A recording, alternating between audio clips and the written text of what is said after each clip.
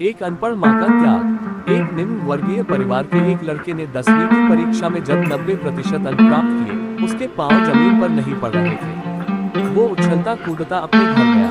पापा ने मार्कशीट देख खुशी से अपनी पत्नी को कहा, आज आपके लाडले ने कमाल कर दिया है, स्कूल में 90% मार्क्स लाए हैं। इस खुशी में हलवा बना। माँ ने रसोई से यह सुना तो भाग कर आई, जरा मेरे को भी दिखाओ तो मेरे बेटे ने क्या कर दिया। ये भी तो देखो। इतने में लड़के ने दबाव से बोला, अरे पापा, मम्मी को क्या दिखा रहे हैं, यह क्या पढ़ पाएगी, माँ को अनपढ़ है। माँ को ये ताना बहुत चुभा, न माँ को पल्लू से पहुँचते हुए रसोई में मिठाई बनाने चली गई। ये बात पापा ने नोटिस की, उसे अपने पास बुलाया और कहा, बेटा, जब हमारी शादी हुई तो तू माँ के गर्भ में जल्दी आ गया था। मेरे दोस्तों ने कहा, यार क्या अभी घूमने घुमाने के दिन है, अबॉर्शन क्यों नहीं करवा लेता, बच्चों के लिए पूरी जिंदगी पड़ी है। और यह बात जब मैंने तेरी मम्मी से कहा तो उसने बिल्कुल मना कर दिया। पता है क्यों? क्योंकि वो अनपढ़ है। हाँ बेटा, तेरी माँ अनपढ़ है। जब तू गर्भ में था उसे दूध बिल्कुल पसंद नहीं था। उसने तुमको स्वस्थ तंदुरुस्त रखने के लिए हर दिन दूध पिया, क्योंकि वो अनपढ़ थी। तुझे 7 बजे स्कूल जाना होता था, इसलिए उसे सुबह 5 बजे उठ तुम्हारे लिए नाश्ता और टिफिन बनाना होता था, क्योंकि वो अनपढ़ थी।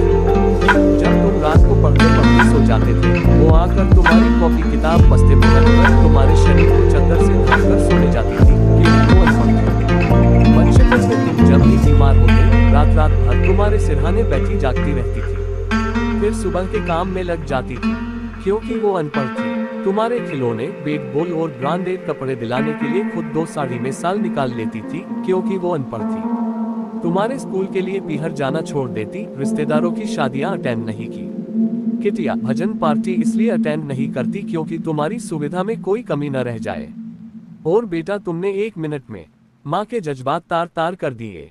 अभी तो सिर्फ 10वीं ही तो पास की है, अभी क्या कोई कलेक्टर बन गया? और यदि बन गया तो? और एक बात ध्यान से सुन लेना, आगे से आप जब मम्मी से बात करोगे तो कायदे और इज्जत से करना, वरना। बेटा इससे ज्यादा सुन न सका। सुबह सुबह उसने आंसुओं से जमीन गीली कर दी और भागकर माँ से लिपट गया, माँ मुझे माफ कर दो।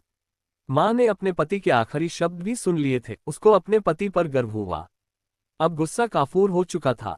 रोते हुए बेटे को गले कसकर सीने से लगा लिया और सिर के बालों में हाथ फेरने लगी। शिक्षा। पेड़ पर लगे हुए फल देखकर लोग फलों की तारीफ करते हैं, पर जमीन के अंदर की उन जड़ों की मेहनत की कोई तारीफ नहीं करता, जो पानी एवं खाद से तत्व निकलकर फलों तक पहुंचती है एवं उनको रसदार बनाती है।